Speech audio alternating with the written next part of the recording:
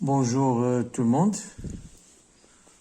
On va faire une correction de la série numéro 3 qui concerne la leçon des réactions chimiques de quelques matériaux avec l'air. Et on commence par l'exercice 1.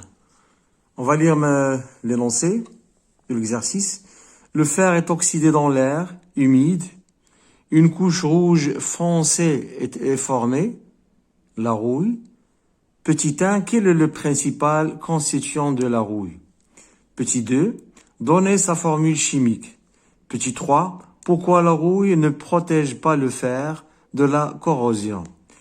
4, proposez 2 méthodes pour protéger le fer contre la rouille.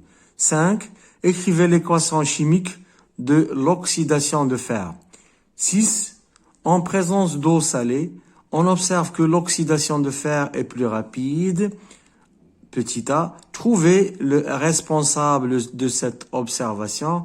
B, expliquez pourquoi dans les villes côtières, le fer est plus vite attaqué en comparaison avec le fer dans les villes côtières, plutôt les villes qui sont loin de la mer. Donc on va faire la correction de cet exercice. Et on va commencer par la question 1. Donc la question 1 est: quel est le principal constituant de la rouille? Donc voilà la réponse de l'exercice 1. Et on va lire. Le principal constituant de la rouille est, bien sûr, l'oxyde de fer 3. Pour la question 2, voilà. Donnez sa formule chimique. Bon, c'est la question 2, bien sûr. Donnez sa formule chimique.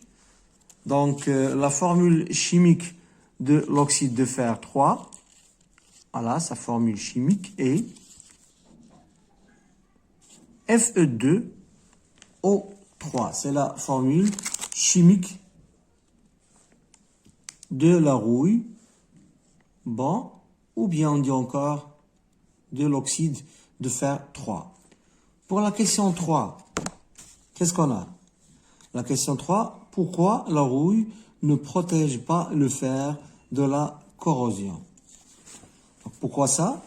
Tout simplement, la rouille ne protège pas le fer de la corrosion car c'est une couche qui est poreuse, c'est-à-dire qui contient des pores, bon, des petits trous, laisse pénétrer quoi? L'air. Donc, il laisse pénétrer l'air.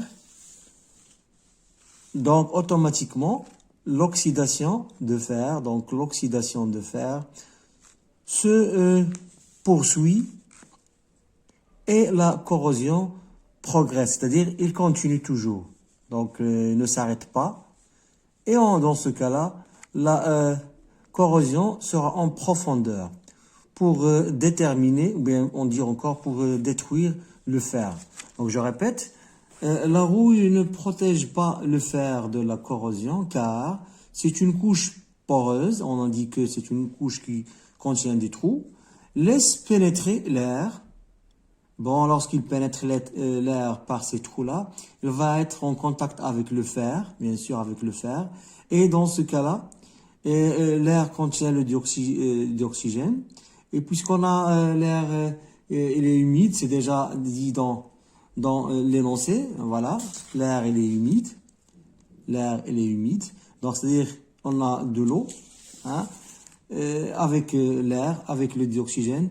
Dans ce cas-là, on a l'oxydation, hein, bon, parce que l'air qui pénètre va être réagi avec le fer, exactement le dioxygène qui va réagir avec le fer. Donc l'oxydation de fer se poursuit, ne s'arrête plus.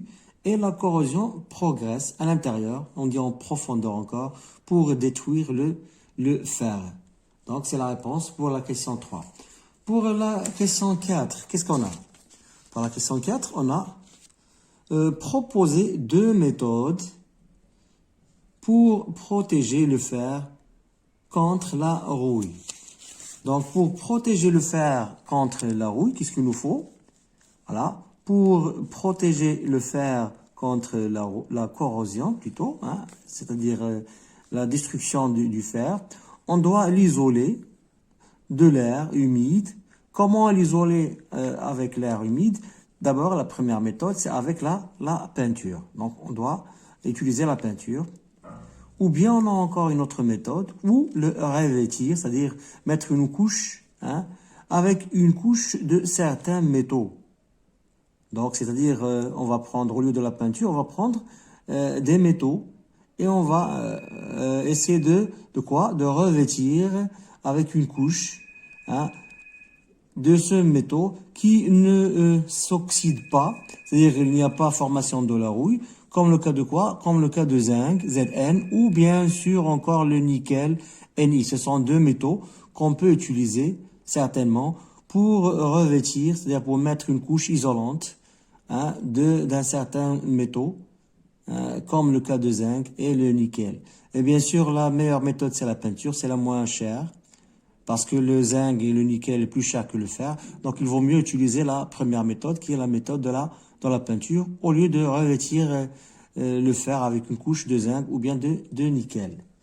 C'est une méthode, encore.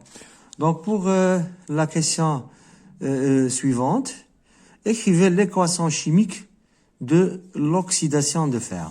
Donc, pour écrire l'équation chimique, elle est déjà claire. Il faut la prendre et comprendre comment l'écrire.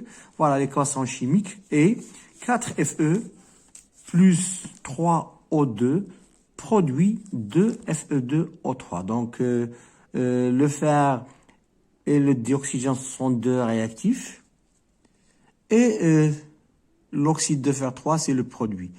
Il faut bien sûr écrire toujours la réaction équilibrée. C'est pourquoi on a ajouté ici 4. Parce que 2 fois 2, c'est 4. Et 3 fois 2, c'est pour l'atome d'oxygène, c'est 6. En 3 fois 2, c'est 6. Donc, il faut la prendre comme ça. 4, 3, 2. 4 Fe plus 3 O2 produit 2 Fe2O3. Donc, c'est la question numéro 5. Pour la question numéro 6, qu'est-ce qu'on a?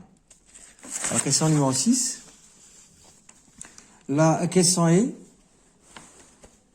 trouver le responsable de cette observation.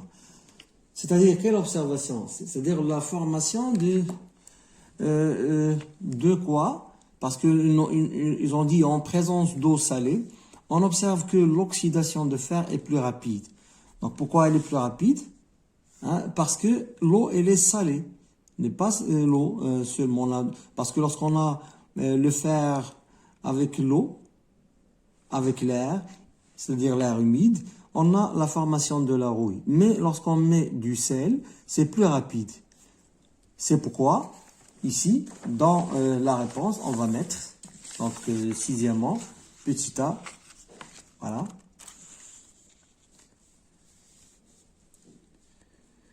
Le sel est le principal facteur, le principal responsable, hein, qui forme, bon, c'est le facteur qui est responsable de la formation rapide de quoi?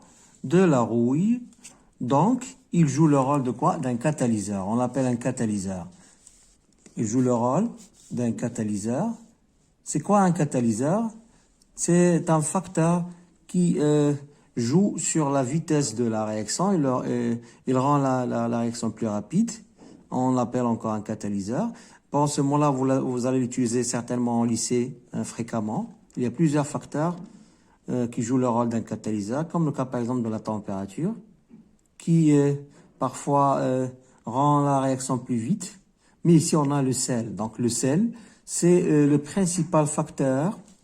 Le sel est le principal facteur qui est responsable de la formation rapide, on regarde ici rapide, de la rouille. Donc, il joue le rôle d'un catalyseur qui rend la réaction d'oxydation de fer plus rapide. Donc, on répète la réponse.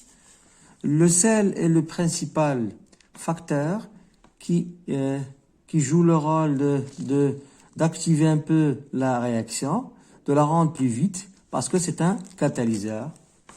Et ce catalyseur, il rend bien sûr la réaction d'oxydation plus vite, plus rapide. D'accord? On passe maintenant à la question B. La question B, c'est quoi? La question B est expliquer pourquoi dans les villes côtières, le fer est plus vite attaqué en comparaison avec le fer dans les villes qui sont loin de la mer. Donc ici, vraiment, c'est déjà une observation qu'on remarque toujours, parce que les voitures, par exemple, dans les villes côtières, il y a la formation de la roue dans ces voitures plus vite que dans les villes qui se trouvent à l'intérieur, loin de l'intérieur du Maroc, bien sûr, comme le cas de Fès, de Meknès, etc. Mais les villes côtières, comme le cas de Casa, de Rabat, les voitures ici, ils s'oxydent plus, ils sont attaqués plus par la corrosion que les villes qui se trouvent à l'intérieur du Maroc, qui sont loin de la mer. Pourquoi ça? Donc, on va procéder comme suit pour la réponse. Donc, j'ai ici essayé de prendre un tableau où il y a les villes côtières et les villes loin de la mer. Les villes côtières comme Casa, par exemple, comme Casa ici, par exemple Casa,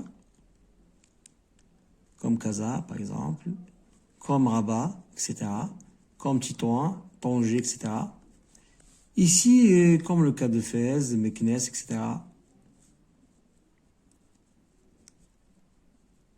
Et on a d'autres villes. Qu'est-ce qu'il y a ici? Ici, on a le fer. Parmi les réactifs, on a le fer, Fe, et on a l'air humide. L'air humide, et plutôt l'air, d'abord l'air, il y a l'existence de O2, d'oxygène, et humide veut dire qu'il y a de l'eau. L'eau plus le sel, c'est de l'eau salée. Donc, on a le fer, Fe, on a l'air O2, et on a l'eau salée, c'est-à-dire l'eau plus sel.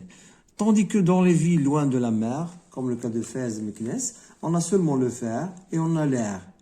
L'air, c'est de l'air qui est sec, qui contient le dioxygène. Qu'est-ce qui manque ici? Il manque de l'eau, malgré qu'à l'intérieur, il y a un petit peu d'eau, de vapeur, lorsqu'il y a la pluie, donc il y a un petit peu d'eau ici, mais il n'y a pas encore du sel. C'est pourquoi ici, pour les villes côtières, on a le fer. Le fer est plus vite attaqué par la corrosion. Le fer est plus vite attaqué par la corrosion parce qu'il y a les facteurs principaux qui sont le fer, le dioxygène et l'eau, mais on a un catalyseur avec eux, c'est le sel. Parce que déjà, on a déjà dit que le sel, dans la question précédente, ici, on a dit que le sel est le principal facteur qui est responsable de la formation rapide de la rouille. Donc, il joue le rôle d'un catalyseur qui rend la réaction d'oxydation de fer plus rapide. Donc, ici, c'est pourquoi on a dans les villes côtières, on a le fer qui s'oxyde plus vite. Donc, ici, il y a la formation de la rouille. Donc, il y a la corrosion du fer parce que il y a le sel et l'eau qui sont responsables de cette observation. Tandis que dans les villes loin de la mer, le fer est très faiblement attaqué par la corrosion. Pourquoi ici on a dit faiblement attaqué? Parce que lorsqu'on a, par exemple, le cas de l'hiver, on a de la pluie. Donc il y a de l'eau avec l'air. Et dans ce cas-là, il y a apparition de quelques couches qui sont minces parfois, de la rouille. Donc on dit encore que dans ces villes-là, il y a corrosion du fer, mais faiblement. C'est pas comme le cas des villes côtières. Parfois, par pas formation de la rouille. Parfois, il n'y a pas, dans l'été, il n'y a pas formation de la rouille parce qu'il n'y a pas de l'eau, il n'y a pas de la vapeur, il n'y a pas de l'air humide. Bon, car l'air, on dit, dans ces villes-là, l'air est, et elle est sec, donc n'est pas humide. Donc, je pense que c'est clair pour l'exercice 1. Essayez de le faire d'abord sans voir la réponse, et ensuite, essayez de voir la réponse. Donc, on va faire la correction maintenant de l'exercice 2.